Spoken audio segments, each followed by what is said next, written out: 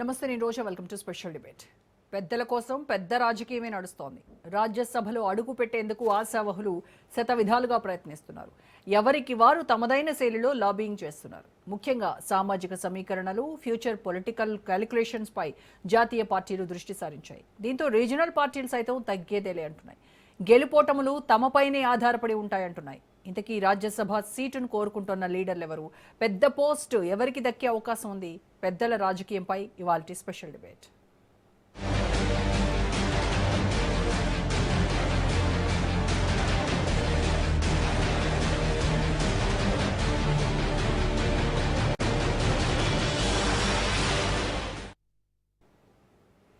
పది రాష్ట్రాల్లో 37 స్థానాలకు రాజ్యసభ ఎన్నికలు జరగనున్నాయి. మార్చి 16న పోలింగ్ జరగనుంది.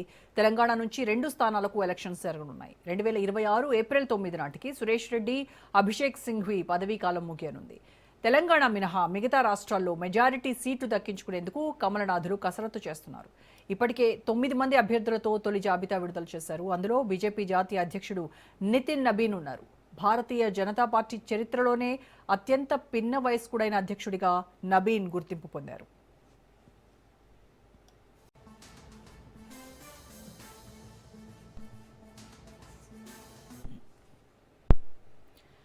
మరోవైపు బీహార్లో రాజకీయ పరిణామాలు శరవేగంగా మారుతున్నాయి. సీఎం నితీష్ కుమార్ ను రాజ్యసభకు పంపే యోచనలో జేడీయూ ఉన్నట్టు తెలుస్తోంది. కేంద్ర కేబినెట్లో నితీష్ కుమార్ కు చోటు కల్పించే ఛాన్స్ ఉంది. డిప్యూటీ ప్రధాని పోస్ట్ ఇస్తారంటూ జోరుగా ప్రచారం సాగుతోంది.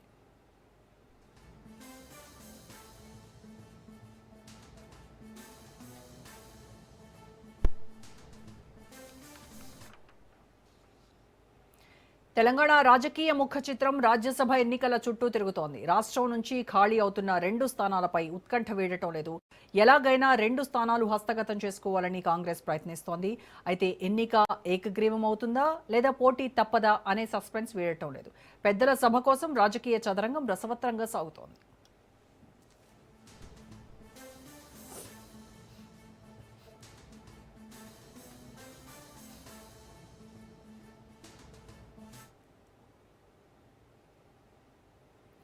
తెలంగాణ శాసనసభలో ప్రస్తుత ఎమ్మెల్యేల సంఖ్యను బట్టి చూస్తే కాంగ్రెస్ ఒక స్థానాన్ని సునాయాసంగా గెలుచుకునే సంఖ్య బలం ఉంది.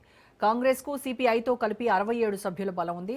40 మంది తొలి ప్రాధాన్యం ఓట్లతో ఒక అభ్యర్థి గెలిస్తే రెండో అభ్యర్థి గెలుపు కోసం మిగిలిన 27 మందితో పాటు మరో 13 మంది ఎమ్మెల్యేల మద్దతు అవసరం. అయితే రెండో సీట్ను దక్కించుకోవాలంటే ప్రతిపక్షాల మద్దతు కీలకం కానుంది. బీఆర్ఎస్, బీజేపీ, మజ్లిస్ స్టాండ్ ఏంటనేది ఆసక్తికరంగా మారింది.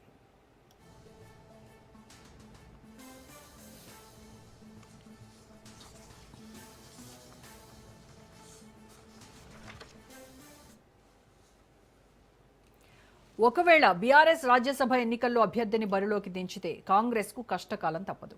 బీఆర్ఎస్ కు 37 మంది ఎమ్మెల్యేలు ఉన్నారు. ఆ పార్టీకి కావాల్సిన 40 ఓట్ల కోటా ప్రకారం 3 మాత్రమే తక్కువగా ఉన్నారు.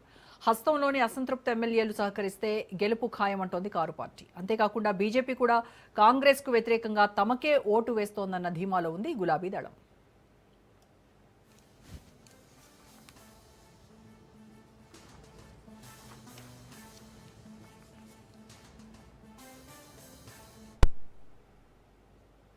తెలంగాణలో ఖాళీ అవుతున్న 2 రాజ్యసభ స్థానాలు ఎవరిని వరించనున్నాయి? ఢిల్లీ స్థాయిలో బలమైన పట్టున్న అభిషేక్ సింఘ్వికి ఒక సీట్ ఖరారైందన్న ప్రచారం జరుగుతుండగా మిగిలిన ఆ ఒక్క సీటు కోసం డజనుకు పైగా ఉద్దండులు క్యూ కట్టడం హస్తంలో హాట్ టాపిక్ గా మారింది. రెండో స్థానం కోసం ప్రధానంగా సామాజిక సమీకరణాల చుట్టూ రాజకీయం తిరుగుతోంది. ముఖ్యంగా రేవంత్ సర్కార్లో ఇప్పటి వరకు మంత్రివర్గ ప్రాతినిధ్యం దక్కని ఎస్టీ సామాజిక వర్గం రాజ్యసభ సీటు కోసం గట్టిగా పట్టుబడుతోంది. అలాగే ఎంపీలో మాదిక సామాజిక వర్గానికి ప్రాతినిధ్యం లేదని ఎంఆర్పీఎస్ ఆవేదన వ్యక్తం చేస్తోంది. ఇక పలువురు సీనియర్లు కూడా పెద్దల రేసులో ఉన్నారు. పార్టీని నమ్ముకొని దశాబ్దాలుగా సేవలందిస్తున్న విహెచ్, మధుయాస్కి గౌడ్ వంటి బీసీ నేతలు ఒక్క ఛాన్స్ అంటూ అధిష్టానంపై ఒత్తిడి తెస్తున్నారు. రాజ్యసభ అభ్యర్థి ఎంపికపై టీ కాంగ్రెస్ జూమ్ సమావేశం జరిగింది. వేం నరేందర్ రెడ్డి పేరుతో పాటు దమ్మాటి సాంబయ్య పేరు కూడా తెరపైకి వచ్చినట్టుగా తెలుస్తోంది.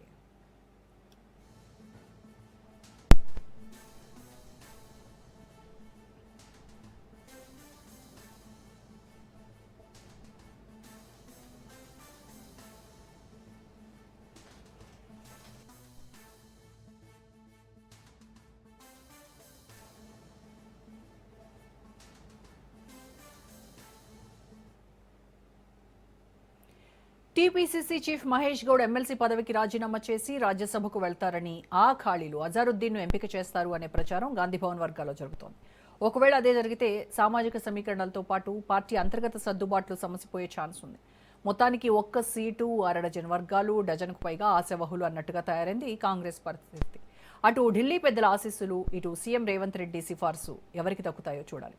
రైట్, ఇదే అంశంపై ఇవాళ డిబేట్లోకి వెళ్దాము. డిబేట్లో పార్టిసిపేట్ చేస్తున్నారు బీఆర్ఎస్ నాయకులు బచ్చు శ్రీనివాస్ గారు అండ్ కాంగ్రెస్ అధికార ప్రతినిధి డాక్టర్ లింగం యాదవ్ గారు మరి కాసేపట్లో జాయిన్ అవుతారు. ఇప్పుడు ప్రస్తుతానికి మనతో జాయిన్ అయ్యారు బీజేపీ నాయకులు పైల కృష్ణారెడ్డి గారు. నమస్కారం అండి శ్రీనివాస్ గారు, కృష్ణారెడ్డి గారు. నమస్కారం. రైట్, శ్రీనివాస్ గారు, మొత్తం మీద తెలంగాణ రాజ్యసభకు సంబంధించి 2 సీట్లలో ఒకటి కాంగ్రెస్ పార్టీ ఆల్రెడీ ఇప్పటికే ఖరారు చేసింది అండ్ ఇంకొక సీటుకి మాత్రం బీఆర్ఎస్ ఖచ్చితంగా పోటీలో ఉంటాము అని ఇప్పటికే అనౌన్స్ చేసినటువంటి పరిస్థితి. అయితే బీఆర్ఎస్ సంఖ్యాబలం చూస్తే 37 ఉంది. మరి అక్కడ 40 ఓట్ల కోటా ప్రకారం చూస్తే మీకే ఇంకా 3 ఓట్లు కావాల్సి ఉంది. అంటే కాంగ్రెస్ అసంతృప్త ఎమ్మెల్యేలను మీ వైపు తిప్పుకొని ఆ సీటును మీరు కైవసం చేసుకునే ప్లాన్ ఉందా, లేదు ఇంకా ఏదైనా అంటే అండర్స్టాండింగ్తో మీరే మళ్ళీ కాంగ్రెస్కి సపోర్ట్ చేసి వాళ్ళకి ఆ సీటు దక్కేలా చేయబోతున్నారా, ఏం జరుగుతోందనేది పెద్ద ఉత్కంఠ. మొట్టమొదట రాజ్ న్యూస్ వీక్షకులకు, మీకు అక్కడ ఉన్నటువంటి మిత్రులు ఇద్దరు కూడా నమస్తే. బీఆర్ఎస్ పార్టీ ప్రత్యేకించి అంటే అటు కాంగ్రెస్ పార్టీకి కానీ ఇటు బీజేపీ పార్టీకి కానీ సమదూరంలో ఉండేటువంటి ప్రయత్నం చేస్తుంది తప్ప బీఆర్ఎస్ ప్రత్యేకించి కాంగ్రెస్ పార్టీకి మద్దతు ఇచ్చి కాంగ్రెస్ పార్టీ అభ్యర్థులను గెలిపించేటువంటి ప్రయత్నం ఏ విధంగా కూడా చేయరు.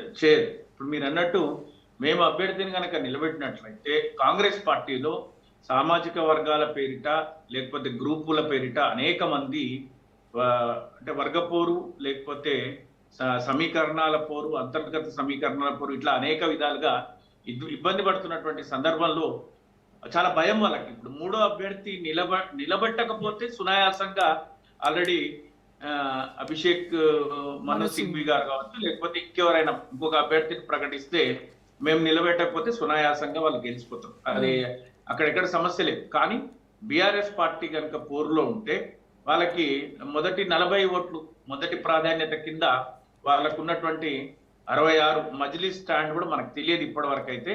66 + 1 67 సిపిఐ 27 స్థానాలు మొదటి ప్రాధాన్యత కింద రెండో వ్యక్తికి వచ్చినా కూడా వాళ్ళకి ఇంకా కూడా 13 ఓట్లు కావాల్సి ఉంటుంది. 13 ఓట్లు కావాల్సి ఉంటుంది. మాకు ఆ పరిస్థితి లేదు. ఎందుకంటే మేము విప్ జారీ చేస్తే ఇప్పటికే 10 మంది ఎమ్మెల్యేలు మేము పార్టీ మారలేదు అని కరాఖండిగా నిక్కచ్చిగా ఈ రోజు కూడా కాంగ్రెస్ పార్టీ గుర్తు మీద పోటీ చేసినటువంటి దానం నాగేందర్ గారు కావచ్చు, లేకపోతే ప్రత్యక్షంగా తన కూతురు కోసం కావ్య గారి కోసం కడియం శ్రీహరి గారు ఎన్నికలలో ప్రచారం నిర్వహించినటువంటి వ్యక్తి కూడా నేను ఇంకా బీఆర్ఎస్ పార్టీలోనే ఉన్నా, బీఆర్ఎస్ పార్టీని వీడలేదు అని మాట్లాడుతున్నటువంటి వీళ్ళు విప్ జారీ చేసి మా ఏజెంట్కి ఎవరికి వేస్తున్నారో చూపించి వేయాల్సినటువంటి పరిస్థితి ఉంటది. కాబట్టి మాకు డెఫినెట్ గా మా సంఖ్యాబలం వచ్చేసి 37కు మాకు డోకా లేదు.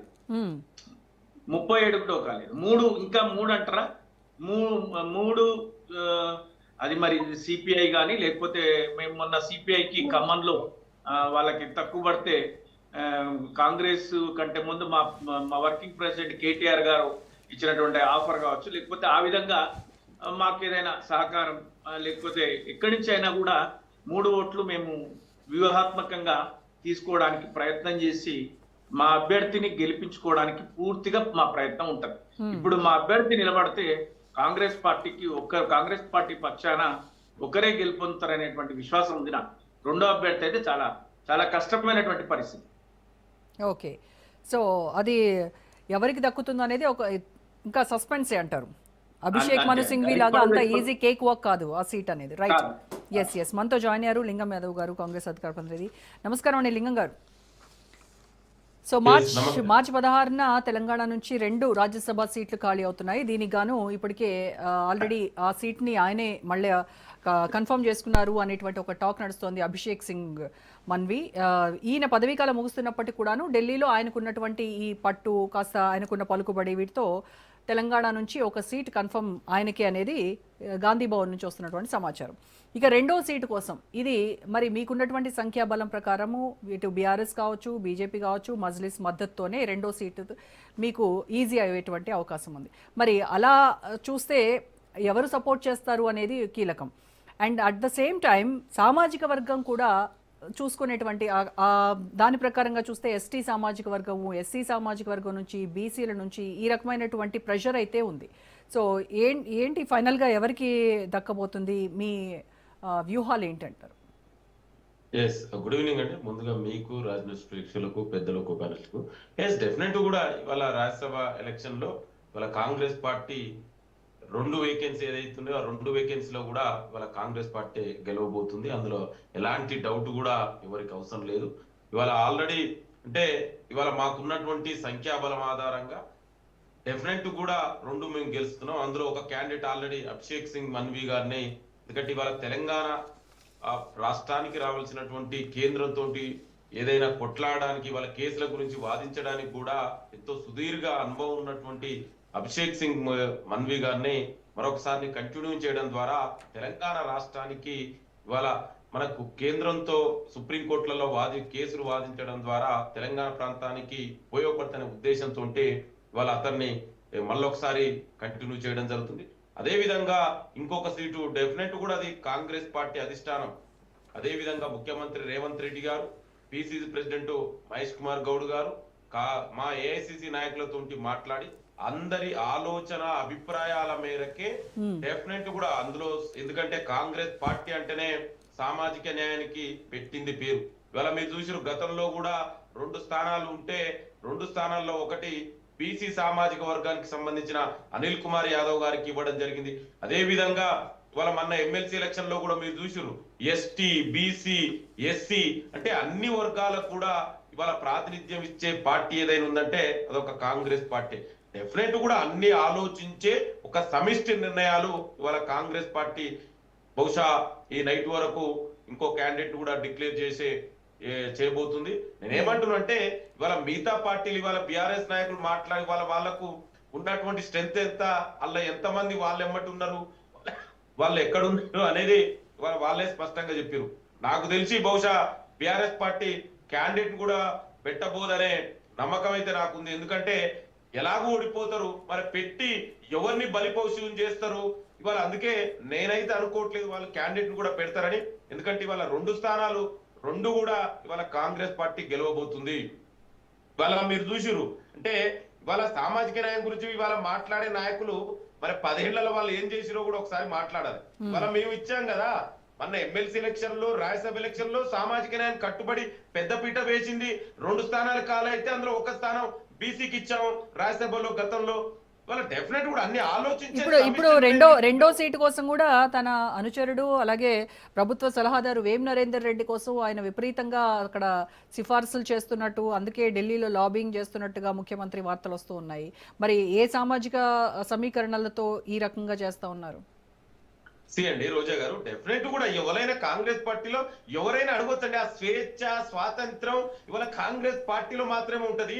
ఇవాళ మీరు చెప్పండి బీజేపీలో, బీఆర్ఎస్ నాయకులు కనీసం వాళ్ళ అభిప్రాయాన్ని స్వేచ్ఛగా చెప్పే అధికారం కూడా ఉండదు కదా అక్కడ. ఒకసారి అడిగితే స్వేచ్ఛగా మాట్లాడితే ఏం జరుగుతుందో మనకు తెలుసు. ఇవాళ డెఫినెట్ కూడా అన్ని ఆలోచించే ఇవాళ గతంలో మీరు చూడండి మొన్న జరిగిన ఎమ్మెల్సీ ఎలక్షన్ లో ఎవరికి కూడా అన్ని ఎస్టీ, ఎస్టీ, బీసీ వర్గాలకు, మైనార్టీ వర్గాలకే ఇచ్చింది. మొన్న గతంలో 2 రాజ్యసభలో కూడా ఒక ఎస్టీ, ఒక ఓబీసీ, అదే విధంగా ఒకరికి ఇంకొక ఓసీ సామాజిక వర్గానికి.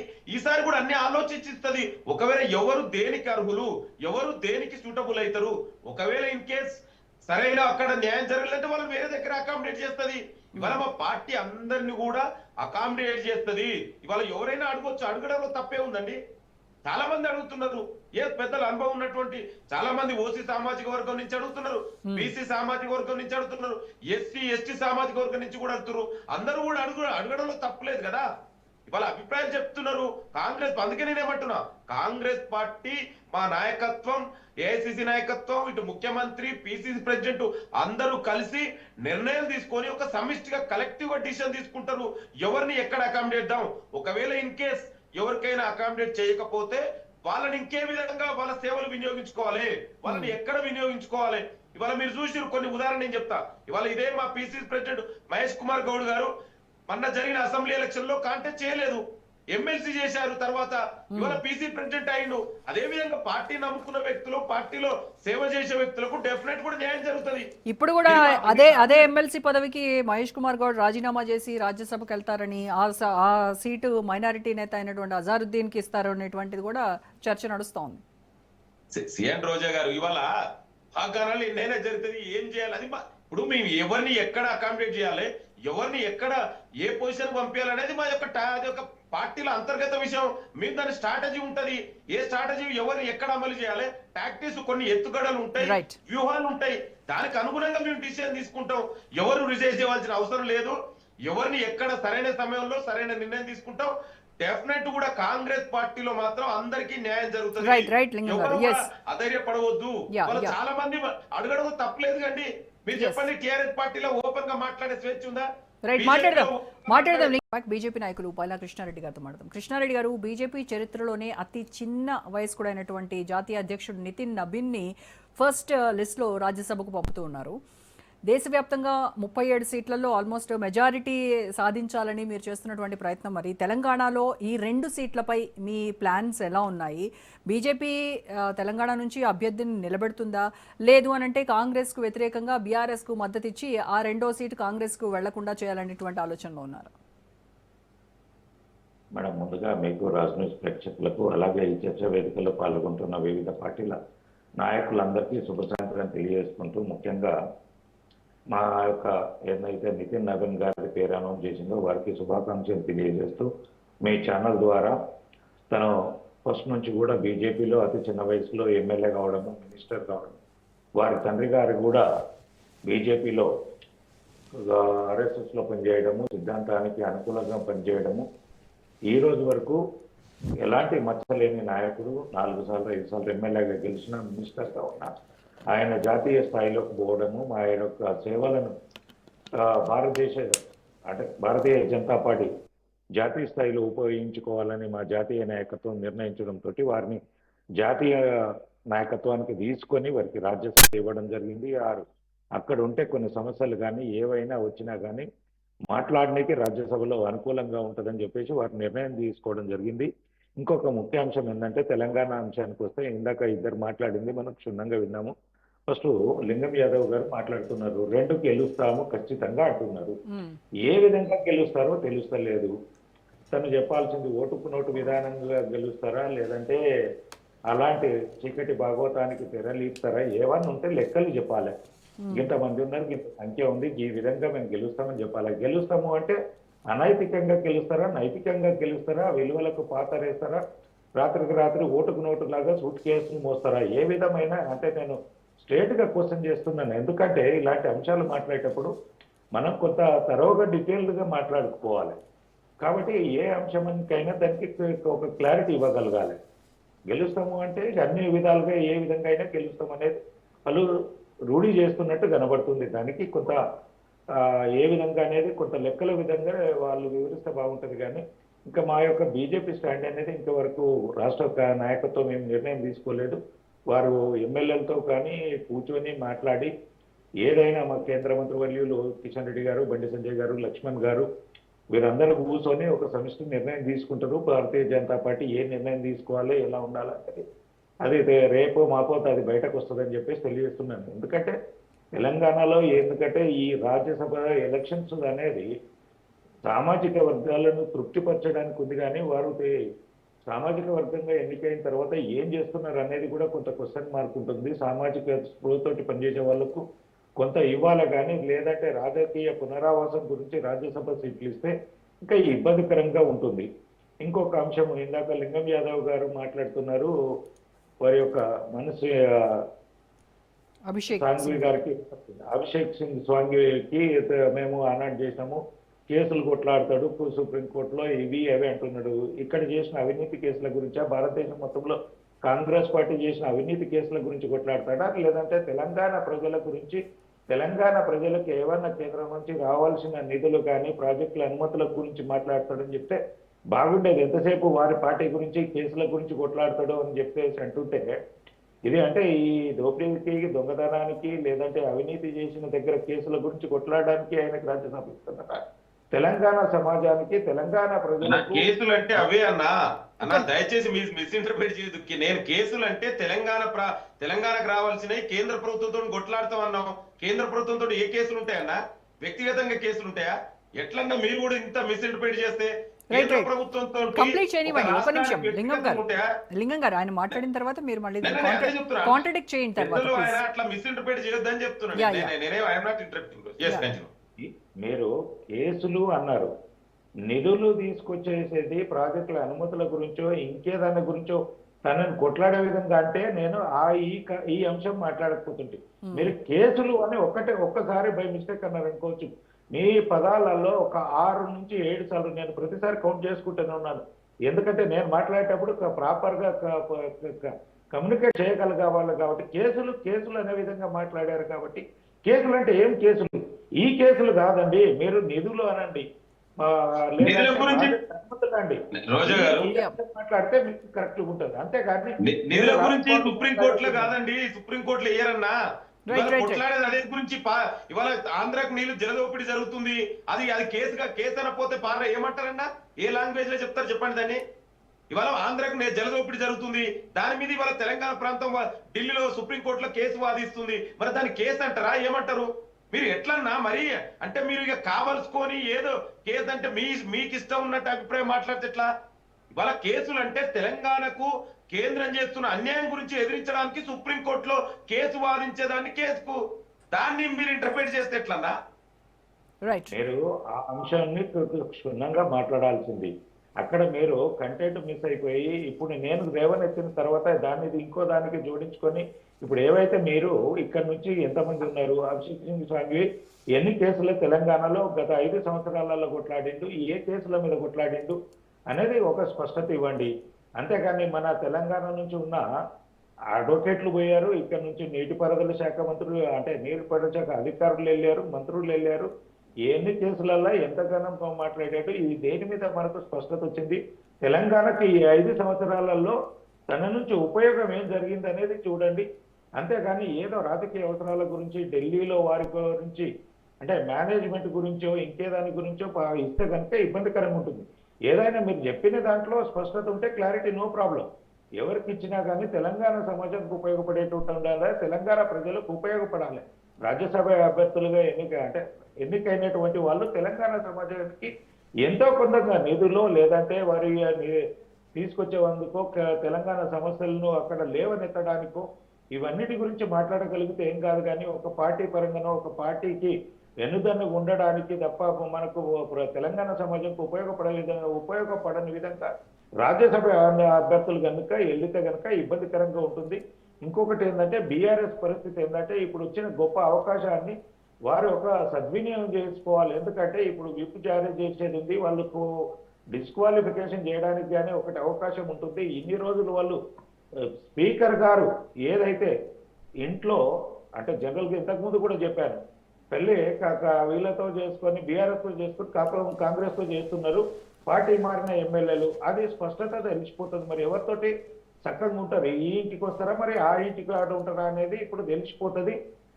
స్పీకర్ ఇచ్చిన ఏదైతే వారు ఒక నిర్ణయాన్ని ప్రకటించారో వాళ్ళు బీఆర్ఎస్ లోనే ఉన్నారు అనేది ఇప్పుడు స్పష్టత తెలుస్తుంది. కాబట్టి ఇప్పుడు వారు క్యాండిడేట్ ని పెట్టి ప్రాపర్ గా ఇది చేసి లాస్ట్ కు మిస్లీడ్ చేసుకొని ఏదో అయిపోయిందని చెప్పేసి ఏదన్నా లోపాయికార ఒప్పందాలు జరిగితే కనుక బయట తెలంగాణ సమాజాన్ని తప్పుదోవ పట్టించే విధంగా ఉండకుండా బీఆర్ఎస్ పార్టీ కూడా స్పష్టంగా ముందుకెళ్లాలని చెప్పేసి ఈ విధానంలో తెలియదు. బీఆర్ఎస్ నాయకులు శ్రీనివాస్ గారితో మాట్లాడదాం. శ్రీనివాస్ గారు, కాంగ్రెస్ నాయకులు కాన్ఫిడెన్స్ చూసారా? 2 సీట్లు మావే అని చెప్తూ ఉన్నారు. ఒకదానికంటే సరే టెక్నికల్గా అది పాసిబిలిటీ ఉంటుంది. ఏ టెక్నికల్ బేసిస్ పైన 2వ సీటు కూడా తమదే అన్నటువంటి ధీమా వాళ్ళు వ్యక్తం చేస్తున్నారు? ఇప్పుడు రాజకీయ నాయకులు రోజా గారు విశ్వాసం అంటే ఆత్మవిశ్వాసం ప్రకటించకపోతే వాళ్ళు అసలు నాయకులే కాదు. అంటే ఎన్నిక జరిగేంత వరకు మేమే గెలుస్తామన్నటువంటి ఆశ అభిప్రాయం లేకపోతే మనం అసలు పోటీలోనే ఉన్నాం. కాబట్టి కాంగ్రెస్ పార్టీకి 2 అంశాలు ఏమంటే 10 మంది ఏదైతే కాంగ్రెస్ పార్టీతోని కలిసి ప్రయాణం చేస్తున్నారో ఇప్పటి వరకు స్పీకర్ గారు వాళ్ళు మా అభ్యర్థులే కాదు బీఆర్ఎస్ పార్టీలో ఉన్నారనేటువంటి తీర్పునిచ్చినటువంటి సందర్భంతో వాళ్ళు ఏమంటే ఆ రోజు ఆ 10 మందికి కూడా కనుక మరి ఆబ్సెంట్ అయిన బీఆర్ఎస్ పార్టీని సమర్థించకపోతే విప్ జారీ చేసినా కూడా ఏవో కొంత చట్టంలోని లొసుగులు ఉపయోగించుకొని వాళ్ళు రారను, లేకపోతే ఎంఐఎం వాళ్ళకు మద్దతు ఇస్తుందని. ఎందుకంటే వాళ్ళది 66 1 67 7 ఎంత అవుతుందంటే మొత్తం 67 7 సుమారుగా 74. కాబట్టి వాళ్ళు ఆ విధంగా ఇద్దరే అభ్యర్థులు నిలబడినప్పుడు మొదటి ప్రాధాన్యత రెండో ప్రాధాన్యత కింద మినిమం 40 రావాల్సి ఉన్నప్పటికీ కూడా ఆ విధంగా వ్యూహాత్మకంగా ఆ విధంగా వాళ్ళు అనుకుంటున్నారేమో అనేటువంటిది నా అభిప్రాయం. అందువల్ల వాళ్ళు ఆ ధీమాన్ని వ్యక్తం చేస్తున్నారు. బీఆర్ఎస్ అసలు అభ్యర్థినే పెట్టకపోవచ్చు, మేమే ఇద్దరు అభ్యర్థులను పెడతాం కాబట్టి బై డిఫాల్ట్ మా ఇద్దరు అభ్యర్థులు గెలిచిపోతారు అనేటువంటి ఆలోచనతో కాంగ్రెస్ ఉందేమో. కానీ బీఆర్ఎస్ చివరి వరకు కూడా తన అభ్యర్థిని నిలబెట్టడానికి ప్రయత్నం చేస్తుంది. ఇప్పుడు శత్రువుకి మిత్రులు అవుతారు. నిజంగా ఏదైనా జరగచ్చు. రేపొద్దున బీఆర్ఎస్ అది కాంగ్రెస్ కి వ్యతిరేకంగా ప్రయాణం చేసేటువంటి వ్యక్తులు ఎవరెవరైతే ఉన్నారో వాళ్ళు మాతోని జతగట్టేటువంటి అవకాశం కూడా ఉండవచ్చు కదా, మనకు తెలియదు. ఇప్పటికిప్పుడే నిర్ణయం తీసుకోవాల్సినటువంటి అవసరం లేదు. కాబట్టి వాళ్ళ ధీమాను మనం కాదనలేము. మనం డెఫినెట్ గా పూర్తి స్థాయిలో పోటీలో ఇంకా అయితే నాకు తెలిసి అధిష్టానం కూడా ఒక మీడియాకి అయితే ఒక నిర్ణయాన్ని అయితే ప్రకటించలేదు. రేపటి వరకు వేచి చూద్దాం ఏం జరుగుతుంది అనేటువంటిది. దాన్ని బట్టి మనము కాంగ్రెస్ ధీమా ఏ విధంగా ఉంటది, కాంగ్రెస్ ఎట్లా ఉంటది అనేటువంటి చూడొచ్చు. కాంగ్రెస్ లో ఉన్న అంతర్గత పోరు అయితే బీఆర్ఎస్ లో ఉండదు. బీఆర్ఎస్ ఒక నిర్ణయాన్ని తీసుకున్నదంటే పార్టీలోని వ్యక్తులందరూ కూడా డెఫినెట్ గా కలిసి కట్టుగా ఉంటారు. అయితే మీడియా సోర్సెస్ ప్రకారం అయితే ఖచ్చితంగా బీఆర్ఎస్ అభ్యర్థిని నిలబెట్టబోతోంది, రాజ్యసభ అభ్యర్థిని. నేను అదే చెప్తున్నాను, సోర్స్ అనే చెప్తున్నాను. వాళ్ళ అంతర్గత పోరు వల్ల కావచ్చు, వాళ్ళకు వ్యతిరేకంగా పనిచేసే శక్తులు కావచ్చు, ఎవరైనా మనకు కలిసి రావచ్చు, ఏదైనా జరగచ్చు. అదే కాంగ్రెస్ అసంతృప్త ఎమ్మెల్యేలు ఆల్రెడీ ఇప్పటికే బీఆర్ఎస్ వాళ్ళతో టచ్ లో ఉన్నారు అనేది కూడా ఇంకొక వార్త. అదే ఇప్పటికిప్పుడు మనం ఏమి చెప్పడానికి వీల్లేదు. మనం చూద్దాం, రేపటి వరకు వేచి చూద్దాం. తప్పకుండా అంతా మంచి జరగాలని కోరుకుందాం. ఆ దిశగా వాళ్ళు ఇంత పెద్ద చర్చా వేదికల రాజ్ న్యూస్ లో మేము అసలు అభ్యర్థినే పెట్టాం, మా అభ్యర్థి గెలవడు, అధికార పార్టీలో ఉండి అనలేరు కదండి. కాబట్టి వాళ్ళు ఆ ధీమాను వ్యక్తం చేస్తారు. చేయకపోతే ఆలోచించాలి, కానీ చేస్తే ఆలోచించాల్సిన అవసరం లేదు అధికార పార్టీ అభ్యర్థులుగా. ఎందుకంటే వాళ్ళ అధికారం ఉందని ఏదైనా ప్రయత్నం చేద్దాం చివరి వరకు అని వాళ్ళు ఆ దిశగా వాళ్ళు ఆలోచన చేస్తున్నారు. కానీ బీఆర్ఎస్ కూడా అంతే స్ట్రాంగ్ గా ఉంది. రేపటి వరకు మనం ఏ విధమైనటువంటి సమీకరణాలు ఎట్లా మారుతాయి అనేటువంటిది తెలియదు, చూడాలి. మొట్టమొదట ఏంటంటే బీజేపీ పక్షాన ఆ పార్టీ అతి చిన్న వయస్కునికి జాతీయ అధ్యక్ష హోదాని కట్టబెట్టడమే కాకుండా పెద్దల సభకు పంపిస్తున్నటువంటి శుభ సందర్భాన వారికి కూడా రాజ్ న్యూస్ ద్వారా శుభాకాంక్షలు.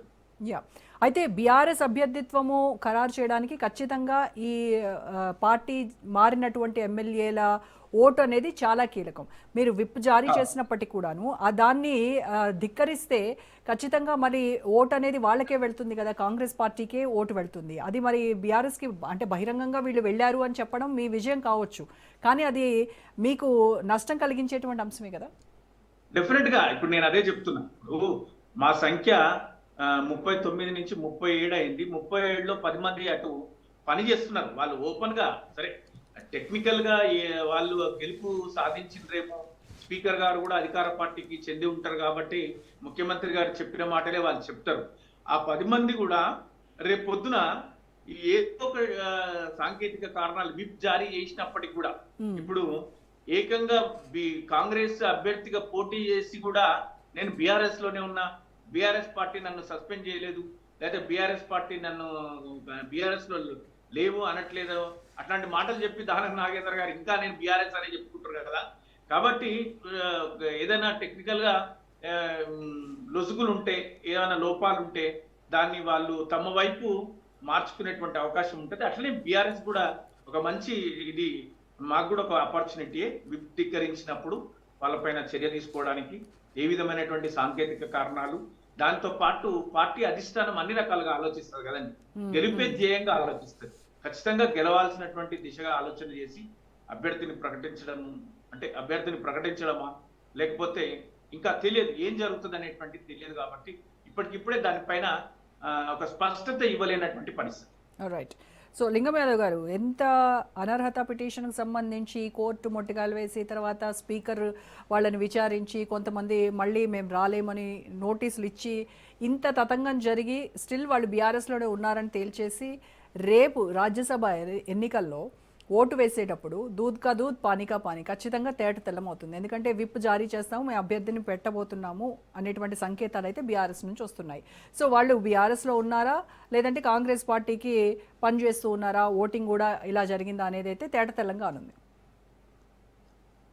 ఎస్, ఎవరైతే ఇవాళ ఎమ్మెల్యేలు ఎవరు ఎక్కడ ఏ పార్టీలు ఉన్నారు ఎక్కడున్నారు అనేది ఆ నిర్ణయం చెప్పేది మీరు నేను కాదండి, స్పీకర్ గారికి ఉంది. ఎందుకంటే రాజ్యాంగం యాంటీ డిఫెక్షన్ లా ప్రకారం స్పీకర్ గారిదే అంతిమ నిర్ణయం. స్పీకర్ గారు నిర్ణయం తీసుకున్నారు. ఇవాళ వాళ్ళే చెప్తున్నారు వాళ్ళు ఏ పార్టీలు ఉన్నారో. ఇవాళ మనం చెప్పి మీరు ఈ పార్టీలు ఉన్నారు పలానా పార్టీలు అని మనం కాదుగా చెప్పేది. రెండోది, వాళ్ళు ఆల్రెడీ డిసైడ్ అయితే లెట్స్ సీ. నేనేమంటున్నా అంటే అసలు బీఆర్ఎస్ పార్టీ ముందు క్యాండిడేట్ పెడతదా? ఇవాళ మీరు చూడండి, తెలంగాణ అసెంబ్లీ ఎలక్షన్లు 2023 డిసెంబర్లో జరిగిన నుంచి ఇప్పటి వరకు కూడా ఏ ఎలక్షన్ లో కూడా బీఆర్ఎస్ గెలవలేదు. ఇవాళ నీకు మున్సిపల్ ఎలక్షన్ లా, పంచాయతీ ఎలక్షన్ లా, పార్లమెంట్ ఎలక్షన్ లా, జూబ్లీస్ కంటోన్మెంట్ ఎలక్షన్ లా, గత ఎలక్షన్స్ లో కానీ బీఆర్ఎస్ గెలిచినటువంటి సీట్లకు ఇవాళ కాంగ్రెస్ గెలిచినటువంటి సీట్లను కనుక మనము బేరీజ్ వేసుకుంటే ఎవరికి ఎక్కువ వచ్చాయి? ఏ సీట్లండి ఎక్కడండి మీరు మాట్లాడారు? మామూలుగా గతంలో మున్సిపల్ కావచ్చు, ఈ సర్పంచ్ కావచ్చు, ఇవన్నీ కూడా ఇప్పుడు జరిగినటువంటి ఎన్నికల్లో మీరు ఏవైతే చెప్తూ వచ్చారో అవి వాటి ఓటు శాతం కావచ్చు, మీరు గెలుచుకున్నటువంటి సీట్లు కావచ్చు, బీఆర్ఎస్ గతంలో ప్రభుత్వంలో ఉన్నప్పుడు పోల్చుకుంటే ఎవరికి ఎక్కువ వచ్చాయి అంటున్నాను. ఎస్, డెఫినెట్ గా కాంగ్రెస్ పార్టీ అండి. గతంలో కనీసం ఎలక్షన్లు జరిగినాయండి? ఏ విధంగా ప్రతిపక్షాలని ఏ విధంగా అణచివేసారు, ఎంత నిర్బంధాలు ఉండే 10 ఏళ్ల పాలనలో. ఇవాళ స్వేచ్ఛగా ఎలక్షన్ జరిగినాయి, ఇవాళ ప్రజాస్వామ్యబద్ధంగా ఎలక్షన్ జరిగినాయి. కాంగ్రెస్ పార్టీ డిస్టింక్షన్ లో 75% గా ఇవాళ విజయం సాధించింది, డిస్టింక్షన్ లో పాస్ అయింది. ఇంకెట్లా ఎక్కడదండి? కేటీఆర్ వర్కింగ్ ప్రెసిడెంట్ అయిన తర్వాత ఒక్క ఎలక్షన్ లో కూడా ఇప్పటి వరకు గెలవలేదు. ఇవాళ రాజ్యసభ ఎలక్షన్ లో కూడా ఇది మనం కాదండి, ప్రజలుగా ఓట్లేసేది. ఎమ్మెల్యే ఒక్క నిమిషం ఇవాళ ఎమ్మెల్యేలు ఎన్నుకుంటారు. రోజా గారు, మీరు ప్రజలు ఓట్లేసే ఎన్నిక కాదు. ఇవాళ నైష్పత్రిక ప్రాతినిధ్యం ప్రకారం ఇవాళ ఎమ్మెల్యేలు ఎన్నుకుంటారు. ఎమ్మెల్యేలే ఇవాళ డిసైడ్ అయినారు. ఇవాళ మెజార్టీ మాకుంది. ఇవాళ మీరు చూడండి, ఎమ్మెల్యేలు ఏం డిసైడ్ అయి ఉన్నారు? ఏ ఎమ్మెల్యేలు ఏం డిసైడ్ అయి ఉన్నారు? ఇవాళ తెలంగాణ అసెంబ్లీ అని అదే చెప్తున్నా. ఇది ఎమ్మెల్యేలు ఎన్నుకునే, వాళ్ళు ఓటు హక్కు ద్వారా ఎన్నుకునే ఎలక్షన్. ఇవాళ మెజార్టీ ఎమ్మెల్యేలు అందరూ కూడా ఇవాళ కాంగ్రెస్ పార్టీ క్యాండిడేట్లనే గెలవబోతున్నారు. ఆల్రెడీ మీరు ఇవాళ బీఆర్ఎస్ అంటే బీఆర్ఎస్ నుంచి వచ్చినటువంటి ఎమ్మెల్యేలు కూడా డిసైడ్ అయి ఉన్నారని చెప్తున్నారు. ఇవాళ ఎవరు ఏం డిసైడ్ అయిందో రేపు తెలుస్తుందిగా అండి. మీరు అందుకే చాలా కాన్ఫిడెంట్ గా, మరి టెక్నికల్ గా సంఖ్యాబలం 2వ సీటుకు లేకపోయినా కూడా మేమే ఖచ్చితంగా గెలుస్తామని బల్లగుద్ది ఎట్లా చెప్తున్నారు? ఉన్నది 67 సిపిఐతో కలుపుకున్న సిపిఐ ఉంది, ఎంఐఎం ఉంది. ఇంకా కావాల్సినవి మాకు ఎంత తక్కువ రోజా గారు తెలుసా? ఎంత తక్కువ మాకు ఎంఐఎం సిపిఐ మాకు సపోర్ట్ చేసిన తర్వాత మాకు ఆర్ట్లీగా కావాల్సిన ఫ్యూ సీట్సే. డెఫినెట్ కూడా మీరు ఏమి ఎవరు కూడా ఎలాంటి మీరు ఆవేశపడకండి బీఆర్ఎస్ నాయకులారా. డెఫినెట్ కూడా 2 మేమే గెలుస్తున్నాం. రెండోది, ఇంత ముందుకు బీజేపీ నాయకుడు అన్న మాట్లాడారు. ఏం మాట్లాడారు?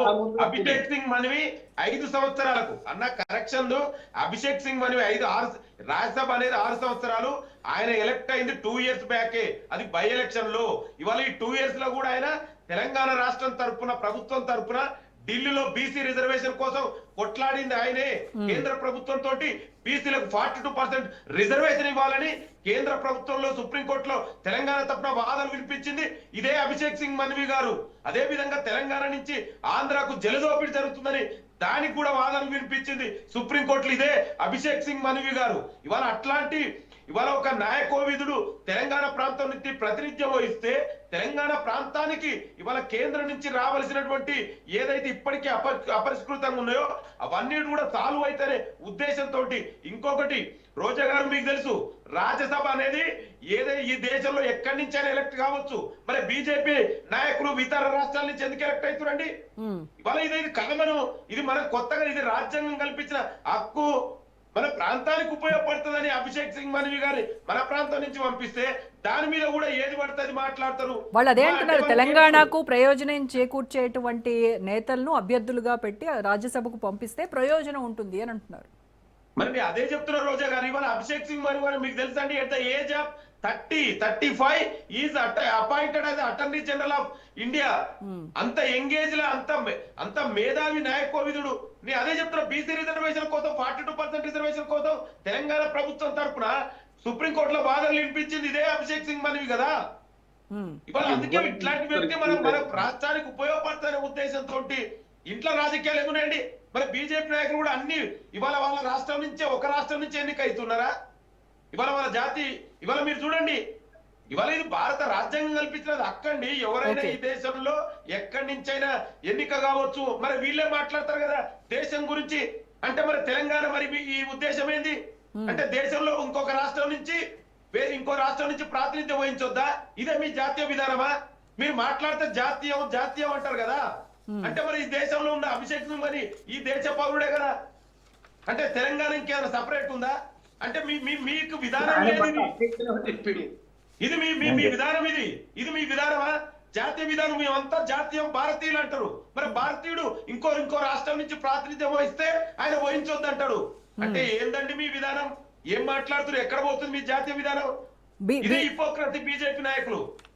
బీసీల కోసం జాతీయం అంటారు, బీసీల కోసము రిజర్వేషన్ల కోసము బీసీ రిజర్వేషన్ల కోసము ఇంతగా కొట్లాడుతున్న కాంగ్రెస్ మరి రెండో సీటు కూడా బీసీ అభ్యర్థిని నిల్చోబెట్టొచ్చు కదా. ఎప్పటి నుంచో పార్టీకి సేవ చేస్తున్నటువంటి విహెచ్ మధుయాష్కి గౌడ్ ఇలాంటి వాళ్ళు కూడా మేము ఒకసారి ఛాన్స్ ఇవ్వండి అని అడుగుతూ ఉన్నారు వాళ్ళు. ఎస్ రోజా గారు డెఫినెట్ గా ఆలోచిస్తుంది పార్టీ. ఇది కాంగ్రెస్ పార్టీ అండి, డెఫినెట్ కూడా ఆలోచిస్తుంది. ఏముంది మరి కాసేపట్లో అనౌన్స్ చేసేస్తారు. ఇంకాసేపట్లో జూమ్ సమావేశం అవుతుంది. రేవంత్ రెడ్డి ఆల్రెడీ డిసైడ్ అయిపోయారు కాబట్టి వేం నరేందర్ రెడ్డి పేరే ఖచ్చితంగా బయటకు వస్తుంది అనేది అందరూ చెప్తున్నారు. ఏం డిసైడ్ అవుతుంది ఇప్పుడు మీరు నేను చెప్తున్నది కాదు ఆల్రెడీ ప్రజలు కానీ కార్యకర్తలు కానీ డిసైడ్ అయిపోయి ఉన్నారు. నేను అదే చెప్తున్నా రోజా గారు, గతంలో 2 సీట్లు వేకేట్ అయినాయి. రెండిట్లలో ఒకటి బీసీ సామాజిక వర్గంకి ఇచ్చాము. అదే విధంగా మన ఎమ్మెల్సీ ఎలక్షన్ మీరు చూడండి, ఎస్సీ ఎస్టీ మైనార్టీ బీసీలకు ఇచ్చాం. డెఫినెట్ కూడా న్యాయం చేస్తాం. ఒకవేళ ఇన్ కేస్ ఎక్కడైనా ఎవరికైనా న్యాయం చేయలేదంటే వాళ్ళని ఇంకే విధంగా అకామిడేట్ చేయాలో ఆ విధంగా చేస్తుంది. ఇది మా కాంగ్రెస్ పార్టీ అండి, ప్రతి వ్యక్తికి న్యాయం చేస్తుంది. ఇంకొకటి సామాజిక న్యాయం జరిగేది. ఇవాళ ఇప్పుడు మీరు చూడండి, మేము ఇప్పటి వరకు ఇచ్చినటువంటి ఎమ్మెల్సీలో మెజార్టీ వర్గాలు ఇవాళ ఎస్సీ ఎస్టీ బీసీ మైనార్టీ వాళ్ళే ఉన్నారు. ఒక ఓసీ ఒక్కటే ఇచ్చాం ఓసీకి, మిగతా అన్ని ఎస్సీ ఎస్టీ బీసీకే మా ఎమ్మెల్సీలు ఇచ్చాం. 2 రాజ్యసభలలో ఒకటి బీసీకి ఇచ్చాం. డెఫినెట్ కూడా ఇంకా ఇస్తాం. ఇంకా భవిష్యత్తులో కూడా వచ్చేది ఉన్నది.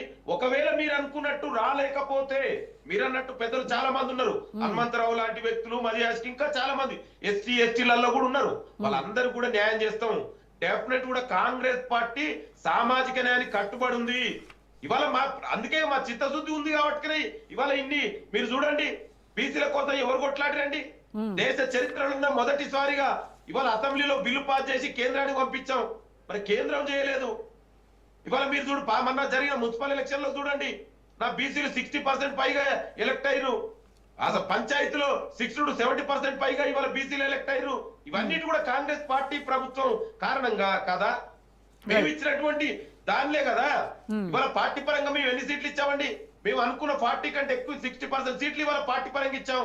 ఇవాళ మెజార్టీ వాళ్ళు కూడా చైర్మన్లు బీసీ ఎస్సీలు ఎలక్ట్ అయ్యారు. ఈ చైతన్యానికి కారణం కాంగ్రెస్ పార్టీ కదా. ఓకే, ఇవాళ గతంలో బీసీల గురించి మాట్లాడేదా? రైట్, బీసీ రిజర్వేషన్ గురించి మాట్లాడిరా? ఉన్న వాళ్ళు తగ్గించరు. మేము ఇవాళ ఇవ్వడానికి కమిట్మెంట్ ఉన్నాం. ఈ రెండో సీటు కోసం కూడా ఇటువైపు రేవంత్ రెడ్డి కొన్ని పేర్లు సిఫారసు చేస్తూ ఉంటే ఇటు మల్లికార్జున ఖర్గే కొన్ని పేర్లు సిఫారసు చేస్తున్నారు. ఎప్పుడు కూడా అధిష్టానం దగ్గర అంటే గతంలో చూసాం మనం రేవంత్ రెడ్డి సిఫారసులను కాస్త పక్కన పెట్టినటువంటి వ్యవహారమే చూసాం మనము. మరి ఈసారి మల్లికార్జున ఖర్గే గెలుస్తారా, రేవంత్ రెడ్డి గెలుస్తారా? సిసి రోజా గారు అనవసరంగా అంటే మీరు ఇదేదో అంటే పార్టీలో కేంద్ర మాజీ మంత్రి శివశంకర్ వాళ్ళ అబ్బాయి డాక్టర్ వినయ్ కి ఇవ్వాలి అని ఖర్గే పట్టుబడుతున్నారు కదా. సి అండి, ఇది అనవసరంగా ఏదో పార్టీలో ఏదో రిఫ్ట్ ఉన్నట్టు ఇది కొంతమంది క్రియేట్ చేస్తారు, అలాంటిది ఏది లేదు. ఏది ఉన్నా కూడా ఇవాళ మల్లికార్జున ఖర్గే గారు మా జాతీయ అధ్యక్షుడు, వాళ్ళందరూ అదే విధంగా మా ముఖ్యమంత్రి పీపీ ప్రెసిడెంట్ అందరూ కలిసి కట్టుగానే డిసిషన్ తీసుకుంటారండి. అందరి అభిప్రాయాల ప్రకారమే కలెక్టివ్ డిసిషన్ తీసుకుంటాం. ఏ నిర్ణయం తీసుకున్నా కాంగ్రెస్ పార్టీలో కలెక్టివ్ డిసిషన్ తీసుకుంటాం. బీజేపీ లెక్క అమిత్ షా, నరేంద్ర మోడీ, కేసీఆర్ ఫామ్ హౌస్ లో కూర్చొని ఒక్కడే నిర్ణయం జరగదండి. అందరూ కలిసి కట్టుగా నిర్ణయం తీసుకుంటాం.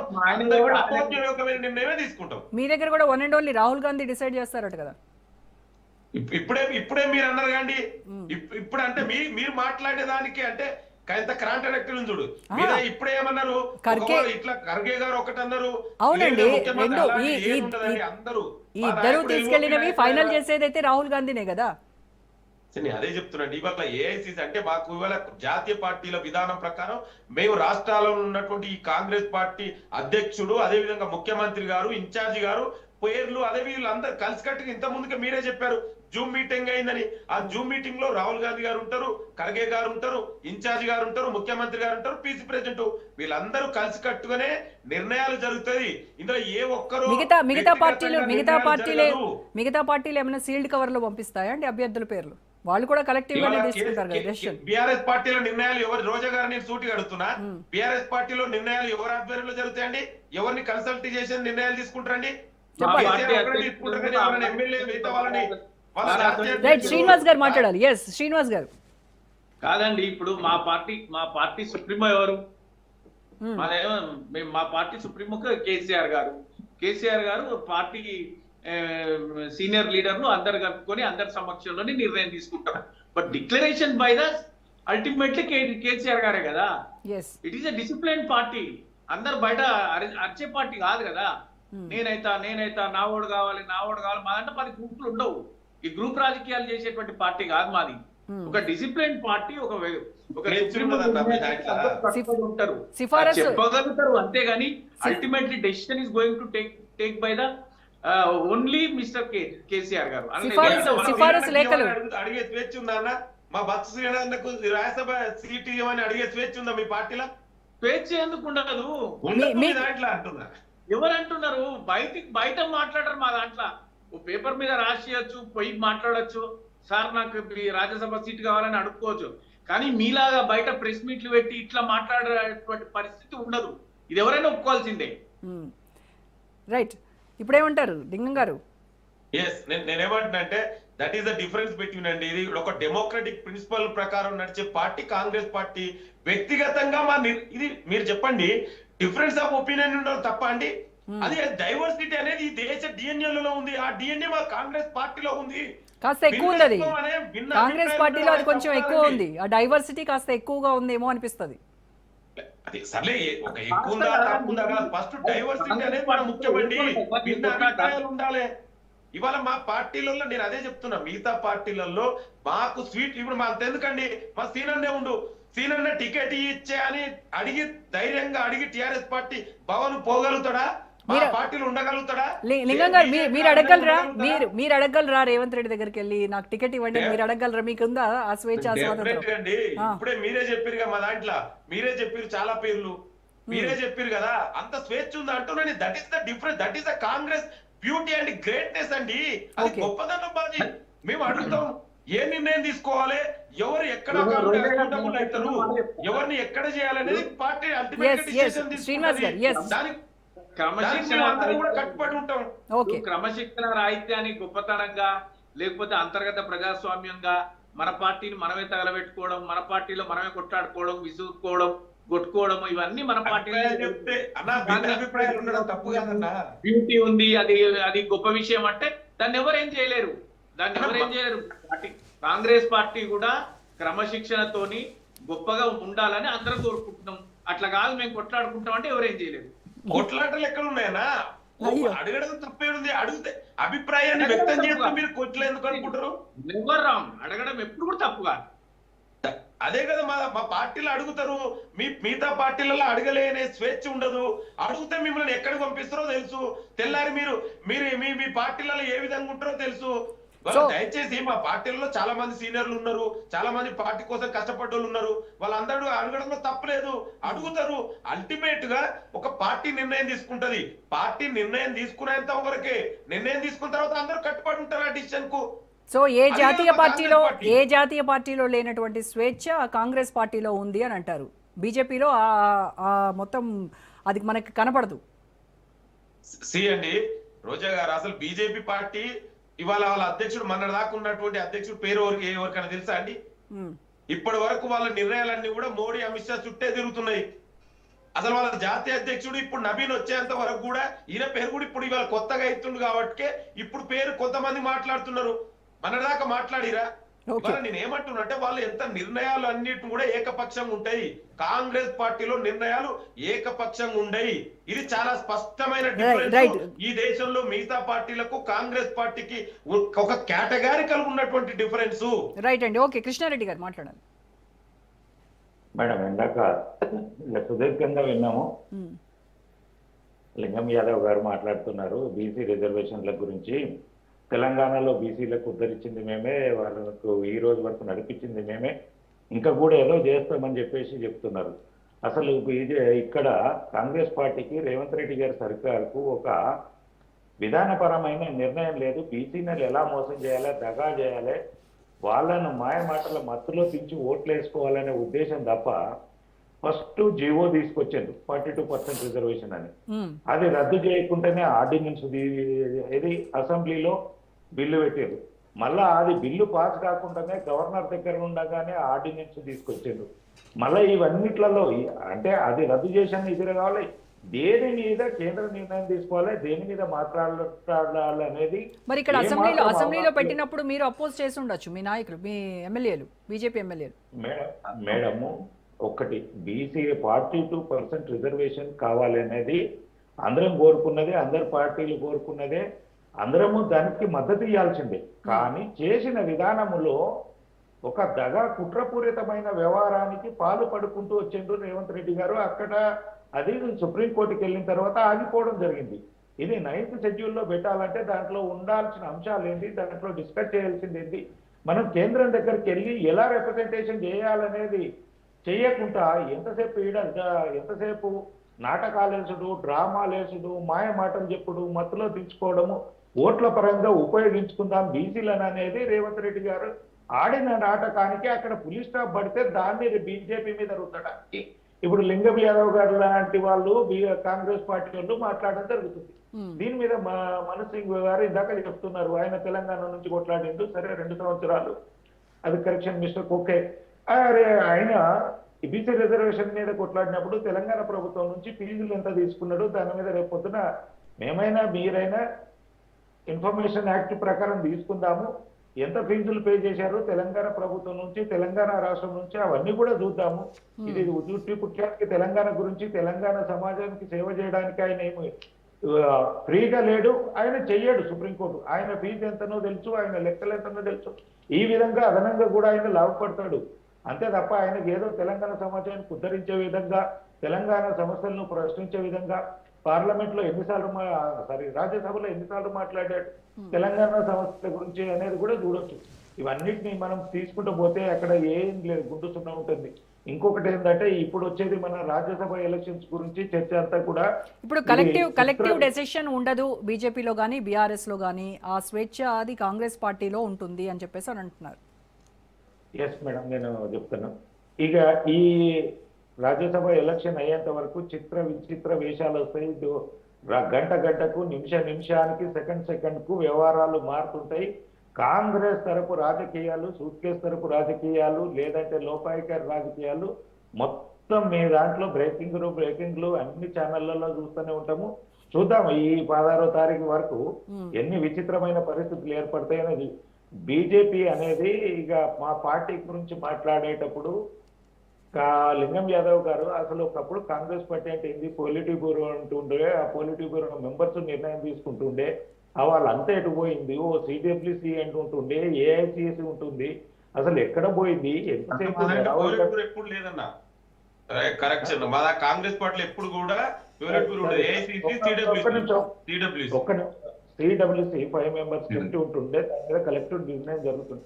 ఇవాళ ఏదో ఎటుపోయిందో తెలియదు. మా బీజేపీ గురించి మాట్లాడేటప్పుడు ఏంటంటే ఈ రోజు ప్రపంచ స్థాయిలో బీజేపీకి ఉన్నంత నెట్వర్క్ కానీ, రెండోది అంచెల వైజ్ కానీ, విధానపరమైన నిర్ణయాలు కానీ, పార్టీ పరంగా కానీ ఒక నిర్ణయాత్మకంగా జరిగేది ప్రతిదీ కూడా మాకు నేను ఎన్ని మీటింగ్లకు అటెండ్ అవుతుంటాను కాబట్టి నాకు వ్యక్తిగతంగా ప్రతిదీ తెలుసు. ఏదైనా సరే మీటింగ్ పెట్టకుండా ఎక్కడ నిర్ణయం తీసుకోలేరు. రెండోది మాకు ఫోన్ కాల్ వస్తుంది, నిర్ణయం తీసుకునే ముందు కూడా డిస్కషన్ జరుగుతుంది, ఎలాబరేట్ గా జరుగుతుంది. అదంతా బయటకు చెప్పలేము. కానీ ఈ నితిన్ నవీన్ గారిది జరిగేటప్పుడు కూడా అన్ని రాష్ట్రాల నుంచి సంప్రదించడం కానీ, అన్ని సంఘాల నుంచి, మాకున్న ఆర్ఎస్ఎస్ కానీ, మాకున్న అనుబంధ సంఘాల నుంచి, ఇవేందో మాకు ప్రతిదీ ఏబీవీపీ నుంచి కూడా బీజేవైఎం నుంచి అన్ని మాకు ఏవైతే మోర్చాలు ఉన్నాయో ప్రతి మోర్చా కూడా మాకు కన్సర్న్ తీసుకుంటారు. మీరు చూడండి, ఏ పార్టీలో లేదు మేడం మండల్ మోర్చాలు. మా పార్టీకి ఉన్నంత కిసాన్ సెల్ నుంచి కానీ, ఎస్సీ, ఎస్టీ, బీసీ, మైనార్టీ మోర్చాలు మాకు 18 మోర్చాలకు ప్రతి మండల్లో ఒక అధ్యక్షుడు ఖచ్చితంగా ఉంటాడు. లేని మండలి ఏదైనా ఉన్నదంటే మాకు చెప్పండి, నేను ఇప్పుడే మాట్లాడతాను. అంత క్యాలిక్యులేటివ్ గా, అంత నిర్ణయాత్మకంగా బీజేపీ ఉంటుంది. క్యాడర్లు మీకు కార్యకర్తలు తక్కువన్నారనో, మాకు ఇంకా ఓటు బ్యాంక్ పెరగలేదనుకుంటున్నాడు. కానీ మాకు పార్టీ నిర్మాణంలో గ్రామ స్థాయి వరకు, మాకు బూత్ అధ్యక్షుని వరకు, మేము పన్నా ప్రముఖ్ అనుకుంటాము, అక్కడి వరకు ప్రతిదీ నిర్మాణాత్మకంగా బీజేపీ అనేది ఒక నిర్మాణంలో ఉంటుంది. దాన్ని క్వశ్చన్ చేయడానికి కాంగ్రెస్ కానీ ఇంకెవరికి కూడా సరిపోదు. మా నిర్మాణం చూస్తే దానికి మీరందరూ ఇంకా ఎప్పుడు కూడా ఈ పరిస్థితి మా కాంగ్రెస్ లో ఎన్నడూ వస్తుంది, మా పరిస్థితి ఇంత బీజేపీ ఇంత సిస్టమేటిక్ గా ఉంటుంది అంటారు. సీట్ వేసిన ఒక మీటింగ్ జరుగుతుంటే మేడం, మా బీజేపీ గురించి మాట్లాడింది కాబట్టి నేను చెప్తున్నా, ఎంత పెద్ద హోదాలో ఉన్నా మోడీ గారు కూడా పార్టీ మీటింగ్ అంటే వెళ్తే కూడా కిందనే కూర్చుంటాడు. పార్టీ పరంగా నిర్ణయాలన్నీ పార్టీ అధ్యక్షులు, పార్టీ యొక్క కోర్ కమిటీ అనేది కానీ పార్లమెంట్ కమిటీ తీసుకుంటుంది. అంతేగాని ఎక్కడ పడితే అక్కడ కూర్చొని లాబింగ్ చేసుకొని ఎక్కడెక్కడ ఇప్పుడు తెలంగాణ లాబింగ్, తెలంగాణ సీఎం అవ్వడానికి లాబింగ్ ఎక్కడ జరిగింది? శివకుమార్ దగ్గర జరగట్లేదా? శివకుమార్ నుంచి రాలేదా? అప్పుడు కిరణ్ కుమార్ గారు రెడ్డి లాబింగ్ అంతా ఎక్కడ జరిగింది? ఇవన్నిటి ఇలాంటి వ్యవహారాలు తీసుకుంటే ఇక చీదరించుకునే పనులకు, అసహించుకునే పనులకు కాంగ్రెస్ పార్టీ ఎన్ని చేయాలో అన్ని చేసింది. వీటన్నిటి గురించి మనం డిస్కస్ చేసుకుంటూ పోతే లింగం యాదవ్ గారు, మనం గత చరిత్రను దవ్వుకుంటే కనుక చాలా ఇబ్బందికరంగా ఉంటుంది. ఇప్పటికైనా మీకు చిత్తశుద్ధి ఉంటే ఇప్పుడున్న మీకు ఏదైతే బీఆర్ఎస్ నుంచి కాంగ్రెస్ పార్టీలోకి వచ్చిండ్రో వాళ్ళు రాలేరని టెక్నికాలిటీ మనం పక్కకు పెడతాం. ఒకటి వినండి, టెక్నికాలిటీని మనం పక్కకు పెడదాము. మీరు ఎన్ని టెక్నికాలిటీ సమాజంలో మీరు ఎంత ఇది ఉన్నారో, మీ యొక్క బీఆర్ఎస్ ఎమ్మెల్యేలు మీ గాంధీ భవన్ కు వచ్చిండ్రా లేదా? మీరు బీఫాములు మొన్న స్థానిక సంస్థల ఎలక్షన్ లో మున్సిపల్ ఎలక్షన్ లో బీఫాములు ఆ ఎమ్మెల్యేలకు కొందరికి ఇచ్చిండ్రా లేదా? వాళ్ళు ఎవరికి బీఫాములు ఇచ్చిండ్రు? ఇదంతా స్పష్టంగా కనబడుతుంటే ఏదో స్పీకర్ నిర్ణయాన్ని మనం క్వశ్చన్ చేయలేం. కానీ టెక్నికాలిటీని చూపించి కాదు, మీ ఆత్మసాక్షిని అడగండి, వాళ్ళు పార్టీ మారారా లేదా? మనము 100 పేపర్ల మీద పెట్టము. ఒకటి వినండి, మనం పొద్దున్న లేస్తే ఒక 100 పేజీల మందం మాట్లాడతాము, 1-2 పేజీలు కూడా మనం రాయము. మాటకు వాల్యూ ఉంటుంది, చేతలకు విలువ ఉంటుంది. ఏం చేసింది అనేది ప్రతిదీ కాగమితం మీద, ఫోటో మీద ఉండదు. మనం చెప్పే దాని మీద, మన ప్రవర్తన మీద వరకు డిపెండ్ అయి ఉంటుంది. వారందరూ మీ పార్టీలో జాయిన్ అయ్యారు, ఇది వాస్తవము. మీరు గ్రహించండి, వాళ్ళని డిస్క్వాలిఫై చేయండి, ఉప ఎన్నికలకు వెళ్ళండి. మీరు ఏదో మొత్తం గెలుస్తాము, మేము ఉప ఎన్నికలలో గెలుస్తున్నాము, వేరే పార్టీలకి ఏం రాలేదు గత ఎలక్షన్ లో మేము. కృష్ణారెడ్డి గారు, లింగం యాదవ్ గారు మాట్లాడాలి. బీజేపీ ఎట్లా మాట్లాడుతున్నట్టే 11 ఏళ్లుగా కేంద్ర ప్రభుత్వంలో బీజేపీ చేసింది ఏంటండి? డే లైట్ లో ప్రజాస్వామ్యాన్ని, ఎలక్ట్ అయిన ప్రజాస్వామ్యం మర్డర్ చేసి మణిపూర్, కర్ణాటక, గోవా, మధ్యప్రదేశ్ లో ఏం జరిగిందో మనం చెప్పలేదా అండి? షిండే మహారాష్ట్ర లాంటి స్టేట్ లో షిండే ఏదో చేసి ఏం చేసిందో తెలియదా అండి? దేశ ప్రజలు చూస్తలేరా? దయచేసి అన్న చెప్పే ముందు మీరు ఏం చేస్తున్నారో చూడొచ్చు, ఒకసారి ఆలోచించుకోండి. నరేంద్ర మోడీ దేశంలో ప్రతిపక్షాలని ప్రాంతీయ పార్టీల్ని ఏ విధంగా చేస్తుండో మర్చిపోతున్నారా? Yes. ప్రజల్ని ప్రతిపక్ష నాయకుల మీద ఎంత దుర్మార్గంగా వ్యవహరిస్తుండో చూస్తలేరా? ఇవాళ 10 ఏళ్లుగా బీఆర్ఎస్ అదే చేసింది, బీజేపీ అదే చేసింది. ఇవాళ అందుకే మీకు ప్రజలు ఇప్పటికైనా మీరు మాట్లాడే ముందు గతంలో మీరు ఏం చేసిరో ఒక్కసారి గుర్తు తెచ్చుకుంటే బాగుంటది. ఇవాళ మేము ఎక్కడ కూడా ప్రతిపక్షం ఉండాలని కోరుకునే పార్టీ మాది. ఇదే మా రాహుల్ గాంధీ గారు దేశవ్యాప్తంగా ప్రతిపక్షాలు ప్రాంతీయ పార్టీలు ఉండాలని పోరాడుతుండు. అదే విధంగా ఇక్కడ రాష్ట్రంలో ముఖ్యమంత్రి రేవంత్ రెడ్డి గారు ఏం చెప్పిండు? ప్రతిపక్ష నాయకుడా మీరు అసెంబ్లీకి రండి, చర్చిద్దాం, సలహాలు రైట్. ఓకే, లింగం గారు కృష్ణారెడ్డి గారు మాట్లాడుతూ ఒక విషయం చెప్పారు. అంటే ఎలా గెలుస్తారనేటువంటి ధీమా మీరు, అంటే ఓటుకు నోటు ఫార్ములానే ఇక్కడ మళ్ళీ ఫాలో అయ్యి ఆ రకంగా గెలుస్తారా, సూట్ కేసులు మోస్తూ గెలుస్తారా అని అడిగారు ఆయన. ఇప్పుడు మీకు సంఖ్యాబలం కూడా చూస్తే ఎంఐఎం ను కలుపుకున్నా కూడా మీకు సరిపోవట్లేదు కదా. రెండో గురించి రోజా గారు వాళ్ళు మాట్లాడే కేసుల గురించి మరి వాళ్ళే అధికారంలో ఉండరు కానీ ఇది ఎన్ని సంవత్సరాలు అవుతుందండి వాళ్ళు అధికారంలో ఉండి ఏం చేసిరండి మరి? ఓకే, ఇవాళ దయచేసి మాట్లాడే ముందు ఇప్పుడు కేంద్రంలో అధికారంలో ఉంది మీరే కదా, మీరు ఏం చేసి మరి ఎందుకు తెలుసలేదు మీరు? నిజంగా మాట్లాడే ముందు అంటే వీళ్ళు వేగ్గా ఏది పడుతుంది మాట్లాడతారు. ఇవాళ గతంలో ఏమన్నారు? 2G స్కామ్ అన్నారు. ఏం చేసిరండి? కోల్ స్కామ్ అన్నారు. మరి కేంద్రంలో అధికారంలో ఉంది మీరే కదా, ఆదర్శ స్కామ్ అన్నారు. ఎక్కడ పోయింది మరి? వాటిని ఎందుకు బయటకు తీసుకురాలేకపోతున్నారు? ఎందుకు అరెస్ట్ చేస్తలేరు? ఇంకెంత టైం కావాలి మీకు?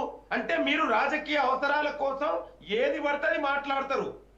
ఇప్పుడు ఎవరు అడ్డుకున్నారు మిమ్మల్ని? ఈ కేసులన్నిటి కూడా బయటకు తీసుకొస్తే మిమ్మల్ని అడ్డుకున్నవారు నరేంద్ర మోడీ. మరి నేను ఇదే అంటాడు కదా, మరి అన్ని కేసులన్నీ తీర్చండి. ఓకే, కృష్ణారెడ్డి గారు కన్క్లూడ్ చేయండి. కృష్ణారెడ్డి గారు అడిగిందని అసెంబ్లీలో మాకు మెజార్టీ ఉంది, మాకు కావాల్సింది మా మిత్రపక్షాలు కూడా మాకు సపోర్ట్ ఉన్నారు. ఎంఐఎం, సిపిఐ ఇంకా మాకు తక్కువ ఉంది. ఆర్ట్లీగా వెరీ ఫ్యూ. సో డెఫినెట్ కూడా 6 తక్కువ ఉంటాయి మీకు. నేను అదే చెప్తున్నా. మరి బీఆర్ఎస్ కు అందులో ఎవరు క్యాండిడేట్లు? బీఆర్ఎస్ కి 3 క్యాండిడేట్ లేరండి. ఇప్పుడు అలా ఎంత మంది ఉన్నారు రోజా గారు? అదే 10 మంది వాళ్ళకి ఎలక్ట్ అయింది ఎంత? చివరకు వాళ్ళతో వాళ్ళ కేసీఆర్ నియంతృత్వ పోకడలు నచ్చక వాళ్ళందరూ కూడా ఎక్కడ ఉన్నారో వాళ్ళే చెప్పారు. వాళ్ళు ఓట్లు మీరు ఒప్పుకుంటున్నారు, వాళ్ళు ఎక్కడున్నారో మీరు ఒప్పుకుంటున్నారు. అంటే కాంగ్రెస్ వాళ్ళకే తెలుసు అంటున్నా నేను. అది స్పీకర్ తెలుసు, ఎమ్మెల్యే తెలుసు, మేము కాదు కదా. ఒక నిమిషం లింగం గారు, ఒక నిమిషం ఆగండి. ఎస్, లింగం యాదవ్ గారు ఒక్క నిమిషం ఆగండి. 2/3 వచ్చిండ్రు కాంగ్రెస్ పార్టీ నుంచి బీఆర్ఎస్ పార్టీకి 2/3 వచ్చిండ్రు. ఏం పోకడ నచ్చక ఏది నచ్చకొచ్చిండ్రు ఆ రోజు? ఎందుకోసం వచ్చిండ్రు? మీరు ఎక్కడన్నా మీరు నియంతృత్వంగా భయపెట్టి తీసుకున్న ఒక దళిత నాయకుడు ఆపోజిషన్ ఉండొద్దనే కుట్రతోటి కదా. ఒక దళిత నాయకుడు ఇవాళ బట్టి విక్రమార్క డిప్యూటీ సీఎం గారు ఆపోజిషన్ నాయకుడు ఉంటే ఓర్వలేక, కేసీఆర్ ఓర్వలేక, ఆపోజిషన్ నాయకుడు ఉంటే ఓర్వలేక చేసిండన్న కుట్ర. Okay, thank you so much లింగం యాదవ్ గారు, శ్రీనివాస్ గారు, కృష్ణారెడ్డి గారు, థ్యాంక్ యూ అండి. రైట్, ఇది వాళ్ళ special debate. Stay tune to Raj news.